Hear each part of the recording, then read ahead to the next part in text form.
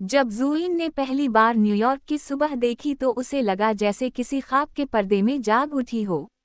धुंध में लिपटी इमारतों के दरमियान सूरज की किरणें किसी शर्मीली दुल्हन के आंचल की तरह आहिस्ता आहिस्ता छतों पर बिखर रही थीं। सड़क के उस पार काफी शॉप के बाहर लोग जल्दी जल्दी अपने कप हाथ में लिए गुजर रहे थे और कहीं दूर से किसी कुत्ते के भौंकने की आवाज आ रही थी। ज़ुइन ने पर्दा हटाया, गहरा सांस लिया और खुद से कहा, अब यही मेरा नया घर है। पाकिस्तान से रुखसत हुए उसे अभी 2 हफ्ते ही हुए थे। उसका निकाह आमिर से कराची में हुआ था, जो पिछले 8 बरस से अमरीका में मुकीम था। आमिर के वालिदैन, यानी उसके ससुराल वाले, न्यूयॉर्क के एक पुरसुकून इलाके में रहते थे। उनकी छत काफी वसी थी, मगर किसी ने कभी उसका खास इस्तेमाल नहीं किया था। ज़ुइन को जब पहली बार उस छत पर ले जाया गया, तो उसने हैरत से चारों तरफ देखा। सादा सी छत, कुछ पुराने गमले, एक छोटा सा कुर्सी का जोड़ा और कोने में रखा एक वेंटिलेशन पाइप। यहाँ तो कितनी जगह है, उसने बेसाख्ता कहा। आमिर की माँ, नसरीन, ने मुस्कुराकर जवाब दिया, हाँ बेटा, जगह तो है, मगर यहाँ मौसम कैसा है, तुम्हें पता नहीं। कभी बर्फ, कभी बारिश, कभी तेज हुआ। सब्जी उगाना यहाँ इतना आसान नहीं। ज़ुइन ने खामोशी से सर हिलाया, मगर उसके दिल में एक चिंगारी सी जल गई। वो बचपन से अपने नाना के बाग में खेलती थी। लाहौर के उस पुराने घर में बेलें, पौधे, टमाटर, धनिया, सब कुछ अपनी जगह पर खुशहाल थे। उसके नाना कहा करते थे, पौधे भी रिश्ते होते हैं, उनसे बात करो, ये तुम्हें सुनेंगे। ज़ुइन को हमेशा वो बात याद रहती थी। पहले चंद दिन वो घर के मामूलात में उलझी रही, सास के साथ किचन के तरीक़े सीखना, आमिर के दफ्तर जाने के बाद खाने की तैयारी और शाम में उसके साथ वॉक। मगर उसका दिल किसी अनजानी कमी का शिकार था। जब कभी वो छत पर जाती, तो खाली गमलों को देखकर उसे लगता जैसे वो उसकी तरह अजनबी हूँ। मिट्टी तो है, मगर जिंदगी नहीं। एक दिन उसने आमिर से कहा, मैं सोच रही हूँ कि छत पर सब्जियां गालूं। आमिर ने हैरत से उसकी तरफ देखा। यहाँ, न्यूयॉर्क में? ज़ुइन, तुम्हें पता है ना, यहाँ मौसम बदलता रहता है। हाँ, मगर मैं पढ़ लूँगी, वीडियोज़ देखूँगी, कुछ ना कुछ तरीक़ा निकल आएगा। मेरी अम्मी मान जाएं तो कर लो। नसरीन बेगम को जब पता चला तो वो हल्का सा हंस पड़े। बेटा, मैं तुम्हें मना नहीं करती, मगर देख लेना, ये आसान नहीं होगा। यहाँ की मिट्टी और हमारे देश की मिट्टी में फ़र्क है। ज़ुइन ने पुरज़म लहजे में कहा, फिर मैं मिट्टी खुद बना लूँगी। अगले ही दिन वो आमिर के साथ स्टोर गई। उसने प्लास्टिक के बड़े कंटेनर्स, बीज, कंपोस्ट और कुछ औजार खरीदे। जब वो ये सब सामान घर ला रही थी तो उसकी आंखों में चमक थी। नसरीन बेगम ने हैरत से देखा, नई दुल्हन जो अभी तक घर के रास्ते भी ठीक से नहीं पहचानती, उसके अंदर कितनी हिम्मत है। पहले दिन ज़ुइन ने कंटेनर्स को तरतीब से लगाया। उसने उनमें मिट्टी, कंपोस्ट और थोड़ा सा पानी डाला। फिर उसने धनिया, पालक, मिर्च और टमाटर के बीज बोए। वो हर गमले के सामने एक छोटी लकड़ी की तख्ती लगाकर उस पर बीज का नाम लिखती गई। शाम को जब सूरज ढलने लगा तो वो उन छोटे छोटे गमलों के सामने बैठ गई और हल्की सी दुआ की। नसरीन बेगम ने छत पर आकर उसे देखा। तुम वाकई दिल से ये सब कर रही हो, ज़ुइन। मुझे खुशी है। अम्मी, मेरे नाना कहा करते थे, सब्जी खुद गाओ तो उसमें बरकत होती है। आमिर मुस्कुरा दिया। उसे ज़ुइन के चेहरे पर खुशी देखकर सुकून मिला। उसे लगा कि शायद वो यहाँ के अजनबी माहौल में कुछ अपनापन तलाश कर रही है।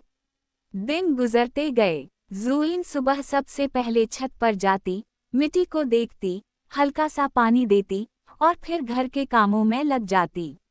2 हफ्तों बाद जब पहली बार धनिया के नन्हे सब्ज पत्ते जमीन से झांकने लगे, तो उसने खुशी से चीख मार दी।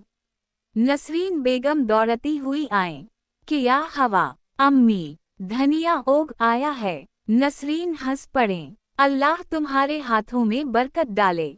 ज़ुइन के लिए ये छोटा सा मंजर किसी जीते जागते मोजिज़े से कम नहीं था। उसने मोबाइल से तस्वीरें लें, अपनी माँ को पाकिस्तान में भेजें। माँ ने दुआ दी, बेटी, अल्लाह करे तुम्हारे हाथों में हमेशा हरियाली रहे। वक्त गुजरता गया। अब छत पर छोटा सा सब्ज बाग बन चुका था। मिर्च के पौधे हरे भरे थे, टमाटर के गच्छे लटकने लगे थे और बैसल की खुशबू चारों तरफ फैल गई थी। मोहल्ले की एक अमरीकी हमसाई, मेरी, जब एक दिन छत पर आई तो हैरान रह गई। Oh my God, this is amazing, you did all this. ज़ुइन ने शर्मीले अंदाज में मुस्कुरा कर कहा, जी, बस शौक से। मेरी ने तारीफ की, you should start a rooftop garden page on Instagram. ज़ुइन ने हंसते हुए कहा, मैं तो बस खाने के लिए गा रही हूँ। लेकिन मेरी ने उसकी बनाई हुई तस्वीरें अपने अकाउंट पर डाल दें और देखते ही देखते लोग दिलचस्पी लेने लगे। कुछ ही दिनों में लोग ज़ुइन से पूछने लगे कि वो बीज कहाँ से खरीदती है, मिट्टी कैसे बनाती है और मौसम का ख्याल कैसे रखती है। एक दिन आमिर ने ऑफिस से आकर बताया, ज़ुइन, तुम्हें पता है, मेरी कॉलीग कह रही थी कि उसने तुम्हारा गार्डन देखा है, बहुत पसंद आया। ज़ुइन हंस पड़ी, मेरा गार्डन? अरे वो तो बस चंद गमले हैं। नहीं, अब वो एक मिसाल बन चुका है। अब नसरीन बेगम को भी इस सब में मज़ा आने लगा। वो रोज़ सुबह ज़ुइन के साथ ऊपर जाती, पौधों को पानी देती और कभी कभी धनिया या पुदीना तोड़कर नीचे ले आते। ये घर की खुशबू बदल गई है, ज़ुइन, वो अक्सर कहती। मगर जिंदगी हमेशा एक ही रंग नहीं रखती। सर्दियों के आगाज के साथ न्यूयॉर्क का मौसम बदलने लगा। तेज हुआ, बर्फ और कमजोर धूप ने पौधों को थका दिया। ज़ुइन ने छत पर प्लास्टिक शीट से एक छोटा सा ग्रीन हाउस बनाने की कोशिश की, मगर बर्फबारी ने उसे कई बार गिरा दिया। एक दिन उसने देखा कि टमाटर के पत्ते मुरझा गए हैं। उसका दिल टूट गया। उसने दस्ताने पहने, बर्फ साफ की और मिट्टी को छुआ, वो मुंजमद थी। उसके हाथ ठंड से सुन्न हो गए। नसरीन बेगम ने ऊपर आकर उसे देखा। बेटा, सर्दियों में पौधे सौ जाते हैं, तुम परेशान ना हो, बाहर आएगी तो ये फिर उठ खड़े होंगे। ज़ुइन की आंखों में आंसू आ गए। अम्मी, मैंने उनके साथ दिल लगा लिया है। पौधों से दिल लगाना इबादत है, ज़ुइन, मगर कुदरत के मौसमों का भी एहतराम करो। उस रात आमिर ने उसे चुप कराते हुए कहा, अगर चाहो तो हम बेसमेंट में छोटे पौधे लगा सकते हैं। कुछ लोग ग्रो लाइट्स से उगाते हैं। ज़ुइन ने सर उठाया, वाकई, तो फिर हम ऐसा ही करेंगे। अगले दिन वो दोनों एक हार्डवेयर स्टोर गए और ग्रो लाइट्स, प्लांट शेल्फिज और छोटे कंटेनर्स खरीदे। उसने धनिया, हरा प्याज और बैसल दोबारा लगाया। अब उसका छोटा सा बाग छत से उतरकर बेसमेंट में उगने लगा। नसरीन बेगम कभी कभार नीचे आकर हैरत से देखती। ये तो जैसे जादू है, नीचे सूरज नहीं, फिर भी सब्जियां उग रही हैं। ज़ुइन मुस्कुरा कर कहती, ये रोशनी भी सूरज का ही तोहफा है, अम्मी। दिसंबर के आखिरी हफ्ते में जब बाहर बर्फ के गाले गिर रहे थे, तो घर के अंदर बेसमेंट की हल्की गर्म रोशनी में सब्ज पत्तियां लहरा रही थीं। ज़ुइन के चेहरे पर वही सुकून था जो लाहौर के नाना के बाग में हुआ करता था। एक दिन आमिर ने उसके लिए एक सरप्राइज रखा।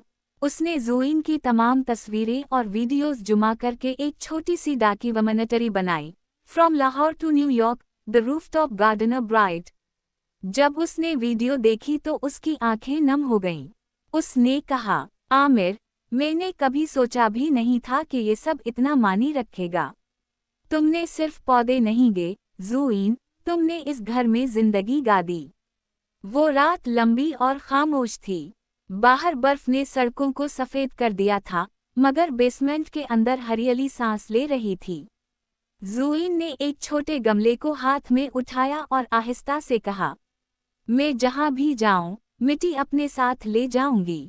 लेकिन कहानी यहीं ख़त्म नहीं होती, क्योंकि बाहर आ रही थी और उसके साथ नई उम्मीदें, नए पते और शायद एक नया ख्वाब भी। बहार बिलाखिर न्यूयॉर्क के बर्फीले मौसम को शिकस्त देकर आ पहुंची। सूरज की किरणें नरम मगर पुरअज़म थीं, हवा में हल्की नमी और ताजगी थी। ज़ुइन ने जब पहली बार छत पर जाकर देखा तो बर्फ की तह पिघल चुकी थी और मिट्टी ने जैसे सांस लेना शुरू कर दिया था। उसके चेहरे पर मुस्कुराहट फैल गई, अब वो फिर से अपना बाग जिंदा करेगी। उसने आमिर के साथ मिलकर छत साफ की, पुराने गमले धोए और नई मिट्टी तैयार की। इस बार उसने ज्यादा मुनज़्ज़म तरीके से सब कुछ किया। उसने लकड़ी के छोटे छोटे बॉक्स बनवाए ताकि हर सब्जी अलग जगह पर उगे। धनिया, पालक, बैंगन, टमाटर, पुदीना और यहाँ तक कि लाल मिर्च सब उसकी फहरिस्त में थे।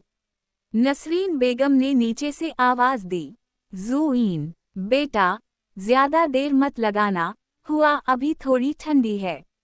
जी अम्मी, बस थोड़ा सा काम रह गया है, उसने मुस्कुरा कर जवाब दिया और मिट्टी में उंगलियां डालकर बीज बोए। चंद दिनों में छत पर फिर से जिंदगी लौट आई। सब्ज पत्तियां झांकने लगें, तितलियां आने लगें और हवा में पौधों की खुशबू घुल गई। ज़ुइन ने अपने गार्डन की तस्वीरें दोबारा सोशल मीडिया पर डालें। इस बार रदअमल हैरत अंगेज था। दर्जनों लोग उससे मशवरे मांगने लगे। कुछ तो न्यूयॉर्क के आसपास के पाकिस्तानी फैमिलीज भी थे जो उसे मिलने आना चाहते थे। एक दिन जब वो छत पर पौधों को पानी दे रही थी तो आमिर के मोबाइल पर एक कॉल आई। कॉल एक मकामी स्कूल की थी। हमने आपकी बीवी के गार्डन के बारे में सोशल मीडिया पर देखा है, प्रिंसिपल कह रहे थे। हम चाहते हैं कि वो हमारे तलबा को सस्टेनेबल लिविंग के मौजू पर वर्कशॉप दें। आमिर ने हैरत से ज़ुइन की तरफ देखा। तुम्हें स्कूल ने बुलाया है? ज़ुइन की आंखें फैल गईं। मैं तो कोई माहिर नहीं, लेकिन तुम्हारा काम खुद बोलता है, ज़ुइन। 2 दिन बाद वो स्कूल पहुंची। छोटे छोटे बच्चों के चेहरों पर तजस्सुस था। टीचर्स ने उसके लिए एक मेज सजा रखी थी, जिस पर छोटे पौधे, बीज और चंद गमले रखे थे। ज़ुइन ने हल्की उर्दू लहजे में अंग्रेजी बोलते हुए कहा, My name is Zureen, and I come from Pakistan. Where I come from, people love growing food at home, in gardens, courtyards, even on rooftops. बच्चों ने तालियां बजाएं। उसने बीज दिखाते हुए कहा, ये धनिया है, कोरिएंडर, इससे खुशबू आती है और ये हर खाने को खूबसूरत बनाता है। फिर उसने उन्हें सिखाया कि बीज कैसे बोया जाता है, पानी कितना देना चाहिए और सूरज की रोशनी क्यों जरूरी है। बच्चे हैरत से देखते रहे।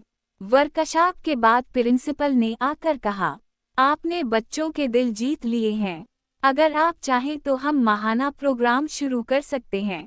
ज़ुइन के चेहरे पर खुशी की रोशनी फैल गई। जी, क्यों नहीं। अगर बच्चे पौधे गाना सीख लें तो उनके अंदर शकरगुजारी पैदा होगी। अब ज़ुइन हर महीने एक स्कूल, लाइब्रेरी या कम्युनिटी सेंटर में वर्कशॉप देती। लोग उसे रूफटॉप गार्डनर ब्राइड के नाम से पहचानने लगे। एक मकामी अखबार ने उस पर मजमून लिखा, Pakistani bride brings green magic to New York. Nasreen Begum के दोस्त और रिश्तेदार जब उन्हें फ़ोन करते तो फ़ख्र से कहती, मेरी बहू तो अमेरिका में सब्ज़ इनकलाब ले आई है। आमिर मुस्कुराता और ज़ुइन से कहता, अम्मी अब तुम्हारी सबसे बड़ी फ़ैन है। लेकिन कामयाबी के साथ नई जिम्मेदारियां भी आएं। वर्कशॉप्स, इंटरव्यूज़ और लोगों के सवालों ने ज़ुइन को मसरूफ़ कर दिया।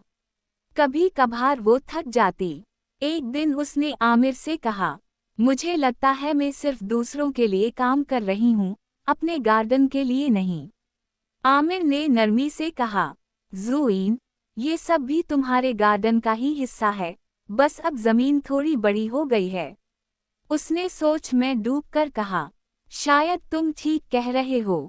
चंद हफ्तों बाद न्यूयॉर्क में एक छोटा सा कम्युनिटी ग्रीन फेयर मुनक्किद हुआ, जहां लोगों को अपने उगाए हुए पौधे और मसनूआत दिखाने की इजाज़त थी। ज़ुइन ने भी हिस्सा लिया। उसने अपनी छत के ताज़ा टमाटरों और धनिया से चटनी बनाई और खूबसूरत जारज में सजा कर ले गई। उसके स्टॉल के सामने लोगों की लाइन लग गई। एक अमरीकी खातून बोली, "This smells amazing. Is it homemade?" ज़ुइन ने फ़ख्र से कहा। Yes, made from my own rooftop garden. मेले के इख्तिताम पर उसे बेस्ट सस्टेनेबल इनिशिएटिव का अवार्ड मिला। उसने वो अवार्ड नसरीन बेगम के हाथ में दिया। अम्मी, ये आपका है। अगर आपका हौसला ना होता तो मैं कभी ये सब ना करती। नसरीन की आंखों में आंसू आ गए। बेटा, तुमने इस घर को जन्नत बना दिया।